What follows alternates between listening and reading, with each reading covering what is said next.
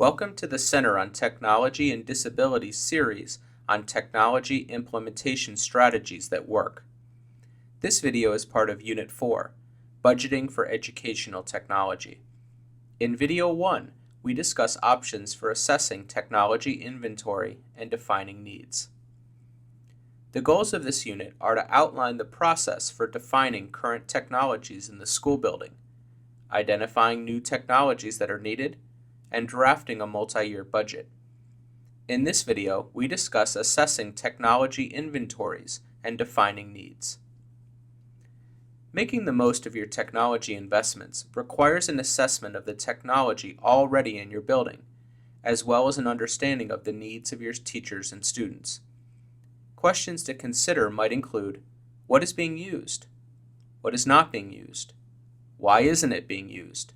And what do teachers and students want?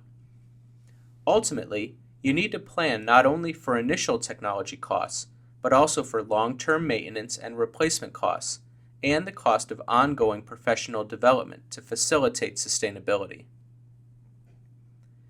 Begin this process by defining what technology you already have and how it is being used. Be sure to include all available technology in your inventory, including both hardware and software resources that are available in individual classrooms, as centralized school resources shared across the district, and those that are shared across your local education agency as appropriate. Refer to the tools and templates provided in Unit 4 in the Learning Center on the Center for Technology and Disability website to support work. In addition to identifying the available technology, an important part of your inventory is finding out if teachers know what technology is available and how to access it. As you collect this information, be sure to consider the following questions. What technology devices do we have that aren't being used? What is preventing their use? How can this barrier be removed? What are the procedures for accessing technology? How are these procedures communicated for teachers? If teachers and students are frustrated by a lack of access, for example, they are unable to reserve time with a laptop cart, or a lack of support when needed, for example, if a software program is malfunctioning, technology is less likely to be regularly implemented in ways that benefit student learning and academic achievement. Technology options that are not reliable or are difficult to use can lead to frustration among teachers and lack of use with students. In contrast, when teachers, students, and parents can access an instructional network anytime or anywhere, using technology to enhance instruction increases student engagement and communication and also simplifies information sharing. For example, teachers are able to upload lessons and homework lessons to the network for student and parent access, or to quickly send messages to all parents. An in-depth technology inventory that examines and identifies these factors provides the foundation for developing a sustainable budget for technology.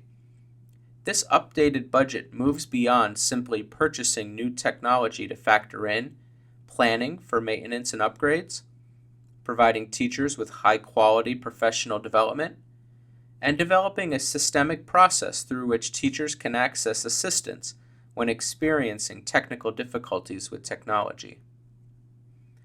Once you have completed your inventory, you're ready to begin identifying and prioritizing short-term and long-term needs for purchasing and training.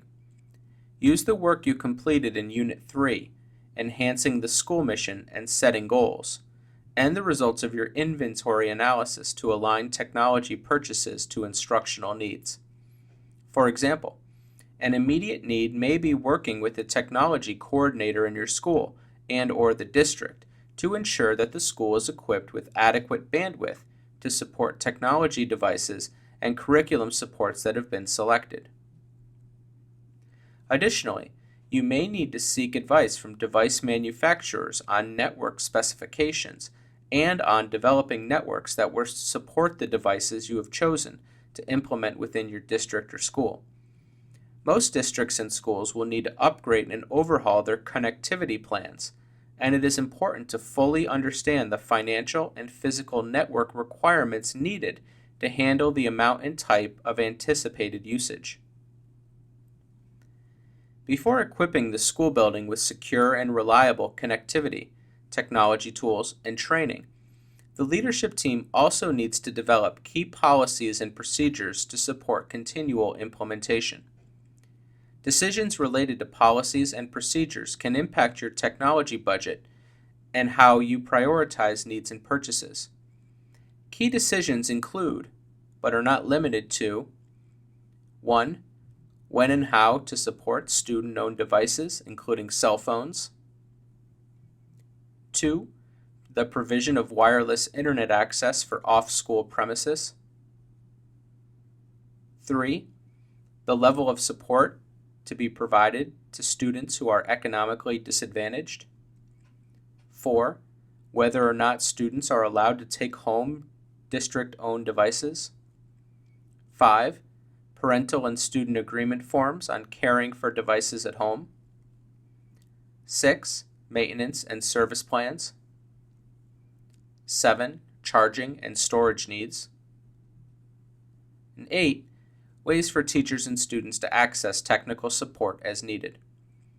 Refer to the tools and templates provided in Unit 4 in the Learning Center on the Center for Technology and Disability website to support your work. Thanks for watching Part 1 of our unit on budgeting for educational technology. For more information, please continue using the Center on Technology and Disability.